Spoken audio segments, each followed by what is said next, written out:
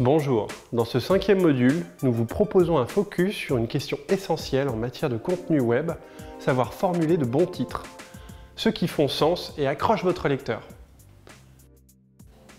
Voilà en effet qui n'a rien d'anecdotique. Vous avez sans doute remarqué que vous-même, il vous arrive de consulter un article uniquement parce que son titre vous a interpellé. Titre choc, mystérieux, titre à promesse, il existe de multiples façons de donner à son contenu un titre qui aimante l'internaute. Pas de formule magique toutefois, mais un réel travail pour trouver la formule qui touchera vos lecteurs. Commençons par des exemples. Voici tout d'abord plusieurs titres relevés sur le site brainpickings.org.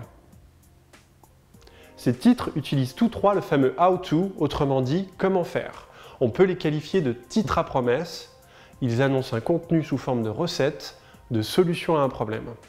On note également qu'ici, Brainpickings surfe sur la vague du développement personnel, un domaine particulièrement prisé sur le web. Regardons maintenant les titres du journal Rue 89. On y retrouve des phrases choc, l'implication du lecteur à travers le vous, des accroches qui jouent l'intrigue, le recours au langage familier, ou encore l'annonce d'infos insolites sur une personnalité. Tous ces titres parviennent à toucher le lecteur par différents moyens, via le jeu de la proximité, l'utilisation d'un langage de tous les jours ou encore en surfant sur un sujet polémique ou du moment. Continuons notre exploration de la titraille avec le portail Yahoo. Si certains d'entre vous ont un compte email Yahoo, il y a fort à parier que vous avez déjà cliqué sur une de ces actus qui apparaît sur la homepage. Il faut dire que Yahoo a développé une vraie science du titre qui interpelle. Ici, nous avons choisi 3 types de titres différents. Un titre simple et fort qui met en scène une entreprise connue de tous, un autre qui semble annoncer à la fois un scoop ou une analyse, et un dernier intitulé qui joue sur l'insolite. Mais le site qui a probablement la palme des titres les plus accrocheurs est sans doute le site américain Upworthy. Peut-être que son nom ne vous dit rien, pourtant, il est très vraisemblable que vous ayez déjà lu l'un de leurs articles. Ils sont en effet très diffusés sur les réseaux sociaux. Voici quelques ingrédients de la recette Upworthy. Des informations surprenantes, mais que tout le monde ignore, des moments d'honnêteté, des clashs, des histoires où les gentils l'emportent, des vidéos qui disent ce que les gens pensent. Cela étant dit, il vous arrivera bien sûr de travailler sur des sujets pour lesquels il sera difficile de rédiger des titres chocs, audacieux ou fantaisistes. Mais attention, sujet sérieux ne veut pas dire titre ennuyeux. Il vous faut alors privilégier la clarté tout en veillant scrupuleusement aux mots-clés utilisés. Sur le sujet voyage, regardons par exemple ce que fait Expedia sur ses guides destination. Ici, nous voyons ce que l'agence propose sur New York. Des titres comme Sur les traces de Carrie Bradshaw ou encore New York 48 heures dans le berceau du baseball captent particulièrement l'attention. Ici, pas d'ambiguïté, ces titres sont explicites et annoncent le programme. Autre exemple tiré du blog du Crédit Agricole. On voit que la forme interrogative, tout comme l'adresse au lecteur, sont ici souvent utilisées.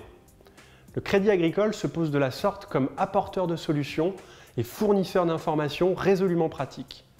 Le lecteur client est au cœur des préoccupations de la marque.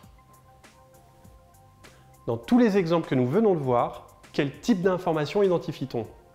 Des scoops ou breaking news, des analyses et enquêtes, du décryptage d'infos, des témoignages, des dossiers pratiques, des contenus insolites ou émouvants, ou encore de l'actu chaude.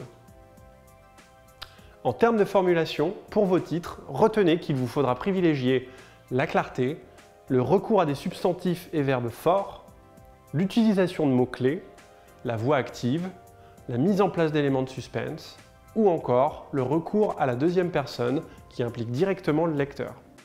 Voyons maintenant ce qu'il ne faut pas faire en matière de titraille. Pas de jargon ou de langage trop spécialisé, sauf si vous vous adressez à des experts. Pas d'acronymes, sauf les plus connus bien sûr, SNCF ou encore EDF. Pas de mots trop complexes, pas de nom propre de personnes inconnues, préférez dans ce cas le titre ou la fonction de la personne, par exemple le directeur de développement du cabinet. Au-delà de ces bonnes et mauvaises pratiques, l'élaboration de vos titres devra répondre à 3 conditions. Le respect d'une ligne éditoriale cohérente, la prise en compte du SEO, la capacité à susciter le partage sur les réseaux sociaux. Enfin, n'oubliez pas un point important, les statuts des réseaux sociaux et de toute façon Les tweets avec leurs 140 signes maximum s'assimilent directement à des titres. On le voit ici avec le fil Twitter de Sarenza, qui joue pleinement la complicité avec la lectrice en recourant à des titres joyeux et directs. Notons aussi l'utilisation quasi systématique de visuels d'accompagnement, un moyen efficace pour faire ressortir les tweets dans les fils d'actualité. Notez bien que toutes les recommandations que je viens de vous proposer sont également valables si vous envisagez une activité de community management.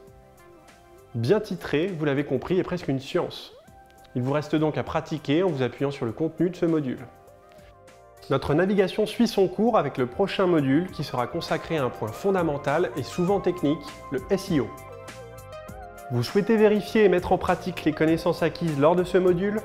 Si vous êtes inscrit à notre certification de concepteur de contenus digitaux, renvoyez-nous le cas pratique associé au module. Nous vous ferons part de nos retours détaillés. Vous ne savez pas encore comment obtenir cette certification? Rendez-vous sur lesnavigateurs.fr/formation/contenus digitaux.